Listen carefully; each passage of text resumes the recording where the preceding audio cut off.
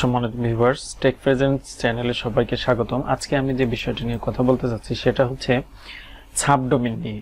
আসলে সাবডোমেইনটা কি এবং কিভাবে ক্রিয়েট করতে হয় আমরা আজকে দেখব সে বিষয় নিয়ে। তো আসুন আসলে সাবডোমেইনটা কি সেটা আমরা বুঝি। এখানে আমরা যেহেতু আমাদের বস হচ্ছে গুগল, তো আমরা গুগল দিয়ে বুঝে নিই। এখানে দেখুন google.com, আমরা দেখতেছি google.com। এবার এই google.com কি শুধু google.com-ই আছে? এটা হচ্ছে মেইন ডোমেইন। আর এখানে সাবডোমেইন হিসেবে গুগল যেটা ইউজ করছে সেটা হচ্ছে blog.google, about.google, domains.google। যেমন এখানে উইকিপিডিয়া একটি মোস্ট ফেমাস ইনফরমেশন ওয়েবসাইট আর কি। এখানে দেখুন এখানে যে ল্যাঙ্গুয়েজ আছে সেখানে যেমন বাংলার জন্য আলাদা ইউজ করা হয়েছে। তারপরে আরো আসুন, যেমন safetygoogle.com অ্যাপস, তারপরে .apple.com। তো আপনি যদি আপনার একটা ওয়েবসাইট থাকে, যেমন আপনার যদি প্রথম আলো থাকে, তাহলে আপনি প্রথম আলোর প্রথমে কিংবা আপনার BN যে কোনো একটা কিছু যুক্ত করতে পারবেন। এখন বিষয়টা হচ্ছে যে আপনার যে কাঙ্ক্ষিত ডোমেইন, তার আগে যে এই যে নামগুলা ডট দিয়ে তারপরে আপনার যে ডোমেইন নেমটা আছে, এটা দুইটা জায়গাতেই কিন্তু আপনি আলাদা আলাদা প্রোগ্রাম ইউজ করতে পারবেন। সেটা ওয়ার্ডপ্রেস হতে পারে, লেভারাল হতে পারে, আপনার ইচ্ছা মতো যে কোনো সফটওয়্যার আপনি সেটআপ দিতে পারেন। তো নতুন আরেকটা অপশন ওপেন করার জন্য আলাদা করে কোনো ডোমেইন কেনার যদি প্রয়োজন না পড়ে, তাহলে আপনি এইভাবেই কাজগুলো চালাইতে পারেন। তার কারণ আপনি যখন বিভিন্ন সাবডোমেইন তৈরি করবেন, তখন এটাতেই কিন্তু আপনি যখন একটা কিছু সেটআপ দিবেন, তখন কিন্তু আপনার এটা থেকে আরো উপরের দিকে উঠবে, আপনার ডোমেইনটার র্যাঙ্ক বৃদ্ধি পাবে। তো অতএব আপনি একটা ডোমেইন নিয়ে বিভিন্ন প্রকার কাজ করতেছেন, সেই দৃষ্টিকোণ থেকে আসলে ডোমেইনের র্যাঙ্কটা বৃদ্ধি পেতে থাকবে। তো আপনি চাইলে এই সাবডোমেইন ক্রিয়েট করতে পারেন। তো আসুন আমরা দেখে নিই যে কিভাবে আজকে সাবডোমেইন ক্রিয়েট করব। এরপর প্রথমে যেটা করতে হবে, আমাদের যে ডোমেইনটার cPanel আছে সেই cPanel-এ যেতে হবে। এখন আপনার কোন হোস্টিং সার্ভার থেকে হোস্টিং নিয়ে আছে আপনি cPanel-টা ভালোভাবে জানেন।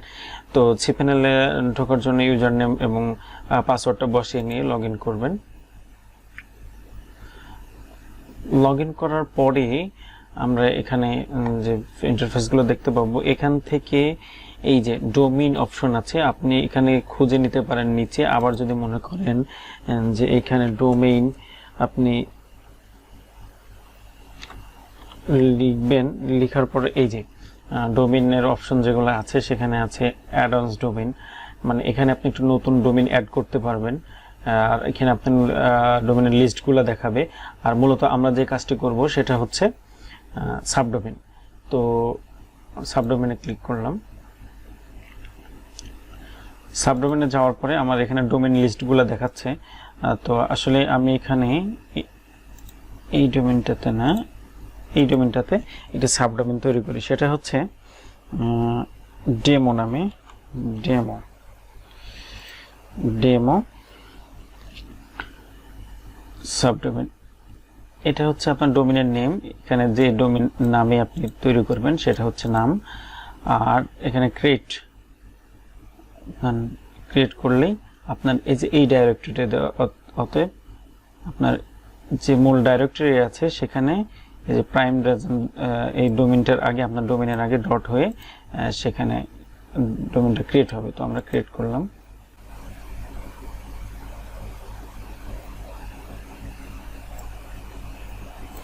আমাদের সাবডোমেইন, এই যে সাবডোমেইন এখানে লেখা হচ্ছে successdemo.com, demo.goodefile.com has been created।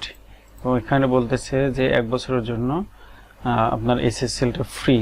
এই যে SSL সম্পর্কে আশা করি জানেন, আর না জানলে এই সম্পর্কিত টিউটোরিয়াল আছে, আপনারা দেখে নেবেন।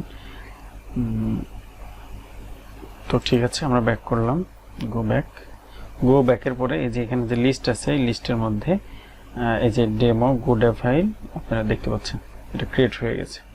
তো এখানে ক্রিয়েট হওয়ার পরে আমাদের যে ফাইল ম্যানেজার, আমরা যাই ফাইল ম্যানেজারে গিয়ে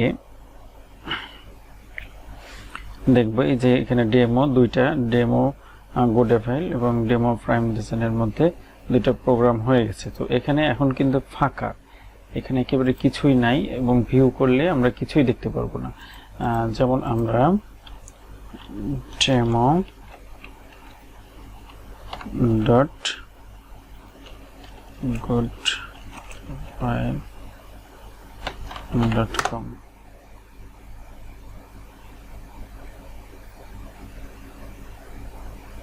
এই যে এখানে কিছুই নাই আপনারা দেখতে পাচ্ছেন, তার কারণ এখানে ডেমো ডট একটা ফোল্ডার আছে, এই ফোল্ডারটা এখানে শো করতেছে।